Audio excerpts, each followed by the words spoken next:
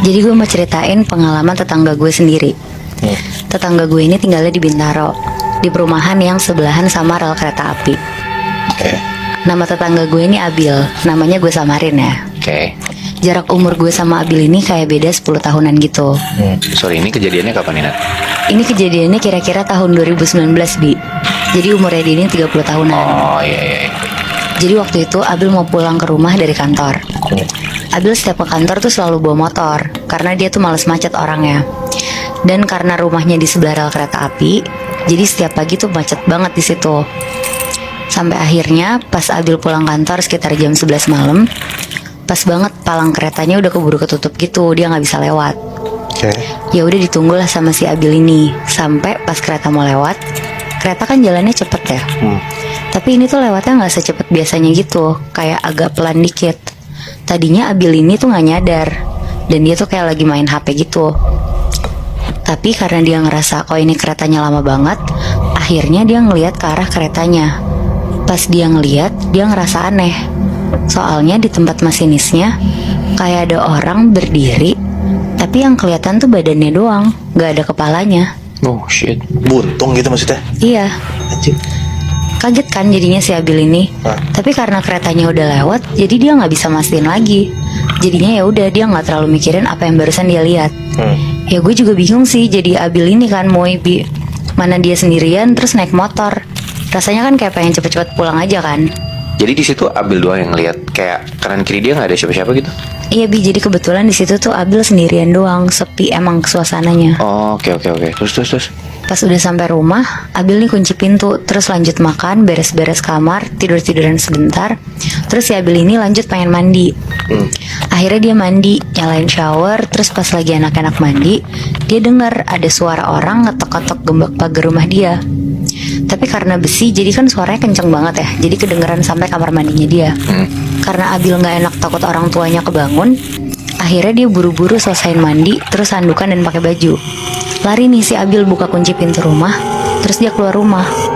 Pas dia lihat ke pagar, dia lihat nggak ada siapa-siapa. Jadi pagarnya Abil ini tuh pagar yang nggak tinggi-tinggi amat gitu, yang kalau ada orang pasti bisa kelihatan gitu kepala orangnya dari dalam. Orang dari luar pun bisa ngelihat ke pintu rumahnya dia. Jadi kayak pagarnya cuma nyampe perut gitu lah ya tingginya. Iya. Terus. Si Abil ini mikir, oh udah pergi kali ya, karena dia kelamaan buka pintunya tadi. Akhirnya Abil masuk lagi ke rumah, terus dia siap-siap untuk tidur. Karena besok paginya kan dia harus kerja lagi kan. Besokannya, pas Abil mau berangkat ke kantor jam 7 pagi, dia lewat pos satpam. Tiba-tiba Abil ini kepikiran pengen nanya ke satpamnya.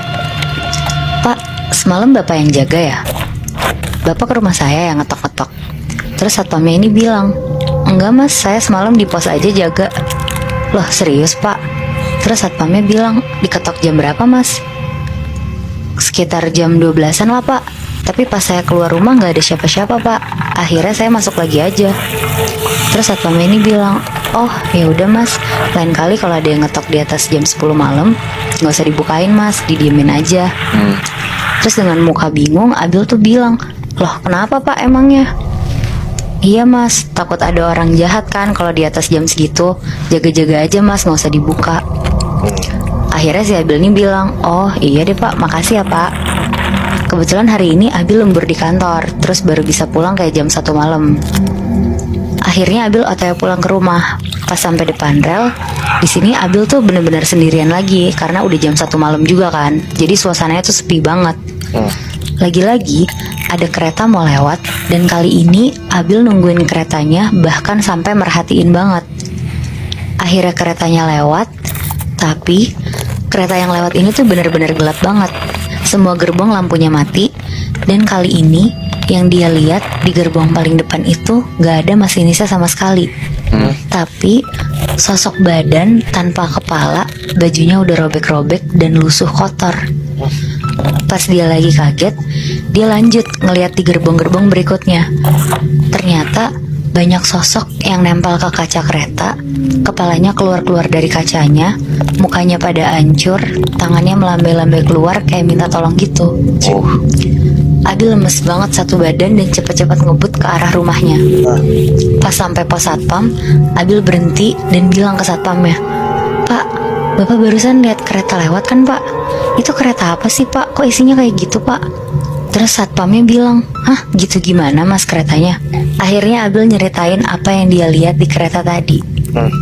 Ngedengar cerita itu, si satpam ini mukanya kaget, campur ketakutan, dan berusaha nenangin si Abil. Si satpamnya ini bilang kayak, mas mau duduk dulu nggak? Ini saya ada kopi, diminum dulu aja mas. Akhirnya Abil karena masih shock, dia duduk dulu dan minum bareng satpamnya ini. Pas kondisi udah mulai tenang, satpamnya ini bilang ke Abil, mas barusan lihat kereta lewat yang gelap itu ya? Oh, Mas sejujurnya saya sih belum pernah lihat, tapi orang-orang lumayan banyak yang ditampakin kereta itu. Jadi itu kereta kecelakaan Bintaro tahun 87 mas. Emang kadang masih suka lewat-lewat di sini, tapi nggak selalu ada mas. Saya juga tahu ini dari penjaga pintu keretanya mas. Kadang saya suka ngobrol sama dia. Setelah dengar cerita satpamnya, Abil buru-buru pulang. Terus dia mandi dan langsung ambil wudhu. Dia sholat karena dia ngerasa gak tenang banget lah abis ngeliat dengan jelas sosok-sosok yang ada di kereta tadi. Pas dia udah di rakaat terakhir, pas lagi salam, tiba-tiba Abil dengar ada suara ketokan pintu dari luar. Tapi Abil ini mikir, satpamnya kemarin bilang untuk jangan bukain pagar kalau ada yang ngetok di atas jam 10 kan. Tapi kali ini tuh yang diketok pintu rumah, udah bukan pagar lagi. Akhirnya Abil mutusin untuk buka pintu rumahnya ini. Karena dia tuh juga penasaran kan ini siapa. Dia jalan dari kamarnya ke arah pintu rumahnya. Dia buka kuncinya, dia pegang handle pintu. Pas dia buka, Abil diem, gak bisa gerak, gak bisa teriak, benar-benar matung di depan pintu. Dia ngeliat ada sosok badan tanpa kepala, sosok perempuan muka hancur, sosok anak kecil yang lagi gandengan sama ibu-ibu, dan masih banyak sosok lainnya. Semua berlumuran darah berdiri di depan pintu rumah ngeliatin Abil. Di situ Abil berusaha sekuat tenaga nutup pintu rumahnya, lari ke kamarnya, dia nutup pintu kamarnya, terus dia ngambil handphonenya untuk nelfon satpamnya yang tadi. Akhirnya satpamnya langsung datang ke rumah Abil. Abil langsung ceritain semua yang dia lihat barusan. Terus satpamnya sekarang baru bisa ngejelasin dengan detail. Jadi ternyata sosok tanpa kepala ini tuh arwah tragedi kecelakaan Bintaro yang belum tenang. Dan ternyata sosok ini tuh udah sering ketok-ketok rumah warga sekitar untuk nyariin kepalanya tuh di mana. Katanya sih dia nyariin kepalanya karena dia merasa bertanggung jawab untuk nganterin penumpang-penumpang lain pulang sampai tujuan rumahnya. Anjing, gue merinding banget lagi demi Allah ceritanya. berarti itu masinisnya ya yang hilang kepalanya? Iya. Wow, gue kalau jadi Abil, gue kayak pingsan di depan pintu anjrit. Tapi gue penasaran gitu, maksudnya Abil ngelakuin apa sampai tiba-tiba dia didatengin sama korban-korban tragedi Bintaro itu. Jadi ternyata kata satpamnya itu emang warga-warga sekitar suka didatengin untuk nyari kepalanya ini. Oh shit, jadi nggak cuma Abil doang, Mui. Iya nggak sih? Iya. Bentar. Tapi bener gak sih, orang yang mati karena kecelakaan, arwahnya itu pasti masih penasaran dan suka ngentayangin orang-orang yang bahkan gak ada hubungannya sama kematiannya dia sendiri.